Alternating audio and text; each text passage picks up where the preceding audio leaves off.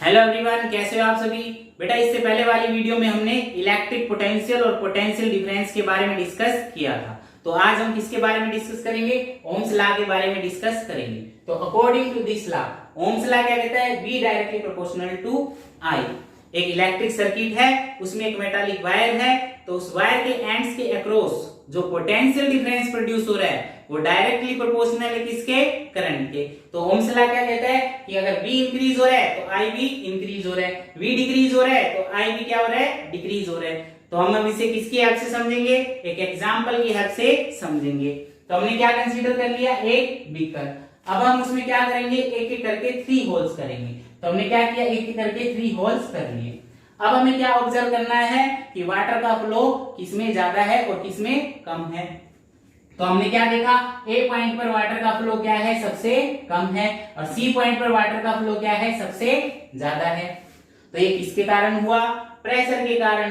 तो हम क्या देख रहे हैं कि ए पॉइंट पर प्रेशर क्या है? सबसे कम। हमने अज्यूम कर लिया कितना प्रेशर है? 10 पास्कल। और सी पॉइंट पर प्रेशर क्या है? सबसे ज्यादा। कितना अज्यूम किया? 30 पास्कल। अब सी पॉइंट पर ही प्रेशर ज्यादा क्यों है? क्योंकि जैसे जैसे हम डेप्थ में जाते जाते हैं प्रेशर क्या होता जाता है? इंक्रीज होता जाता है। तो अब हम क्या अज्यूम कर रहे हैं कि बीकर के बाहर का प्रेशर कितना है? 0 पास्कल, और अंदर का प्रेशर हर एक पॉइंट पर क्या है? अलग अलग है। तो यहां पर क्या क्रिएट हो गया है? प्रेशर का डिफरेंस। तो हमने क्या देखा कि ए पॉइंट पर प्रेशर का डिफरेंस कितना है? 10 माइनस 0 कितना आ गया? 10 पास्कल। बी पॉइंट पर कितना है? 20 माइनस 0 कितना आ गया? 20 पास्कल। सी पॉइंट पर देखा कितना आ गया? 30 माइनस 0 कितना आ गया? 30 पास्कल। तो हमने यहां से क्या ऑब्जर्व किया कि जितना ज्यादा प्रेशर डिफरेंस होगा उतना ही ज्यादा क्या होगा? Flow of water. यानी pressure difference is high, flow of water is high. तो हमने अभी ऑब्जर्व किया, कौन से पॉइंट पर ऑब्जर्व किया? सी पॉइंट पर। यहां पर क्या है? प्रेशर ज्यादा, तो वाटर का फ्लो भी क्या हो रहा है? ज्यादा हो रहा है। अगर प्रेशर क्या है? कम, तो वाटर का फ्लो भी क्या हो रहा है? कम हो रहा है। तो इसी को अब हम किसकी टर्म में समझेंगे? पोटेंशियल डिफरेंस की टर्म में समझेंगे। अगर पोटेंशियल डिफरेंस हाई है तो फ्लो ऑफ करंट भी क्या हो जाएगा? हाई हो जाएगा। अगर पोटेंशियल डिफरेंस कम है तो फ्लो ऑफ करंट भी क्या हो जाएगा? कम हो जाएगा। तो ओम्स लॉ यही तो कह रहा है। क्या कह रहा है? कि V directly proportional to I। अगर V इंक्रीज हो रहा है तो I भी इंक्रीज हो रहा है, और V डिक्रीज हो रहा है तो I भी डिक्रीज हो रहा है। तो यहां से क्या रिलेशन निकल के आया है? V is equal to IR। तो जब भी डायरेक्टली प्रोपोर्शनल का सिंबल हटाते हैं तो क्या प्रोड्यूस हो जाता है? एक कांस्टेंट प्रोड्यूस हो जाता है, और इस कांस्टेंट को हमने क्या नाम दिया? रेसिस्टेंस। और रेसिस्टेंस क्या होता है? जो अपोज करे किसका? फ्लो ऑफ चार्ज का या फ्लो ऑफ करंट का।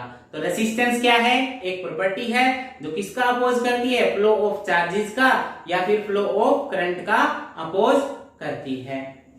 ठीक है। तो रेसिस्टेंस की यूनिट क्या होती है? रेसिस्टेंस की यूनिट होती है ओम। ठीक है। तो ये किसके इक्वल आएगा? 1 वोल्ट अपॉन में 1 एम्पियर।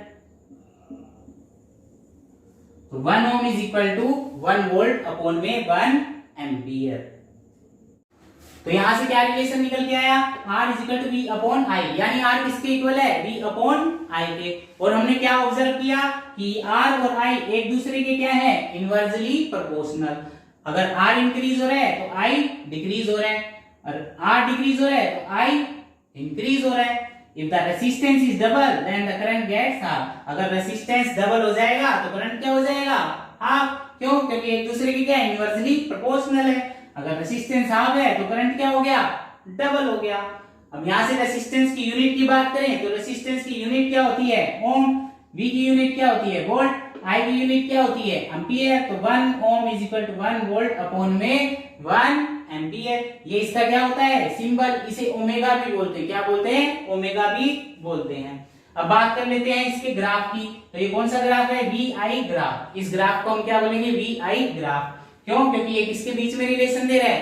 पोटेंशियल डिफरेंस और करंट के बीच में रिलेशन दे रहा है। तो v इंक्रीज होगा तो i भी इंक्रीज होगा, v डिक्रीज होगा तो i भी डिक्रीज होगा। इसलिए जो ग्राफ है वो कैसा ग्राफ बनेगा, स्ट्रेट लाइन ग्राफ। और जो स्ट्रेट लाइन है उसको हम क्या बोलते हैं, स्लोप। ये किसको रिप्रेजेंट करेगा, रेसिस्टेंस को। अगर आपको रेसिस्टेंस निकालना है तो हम किसका यूज करेंगे, स्लोप का यूज करेंगे।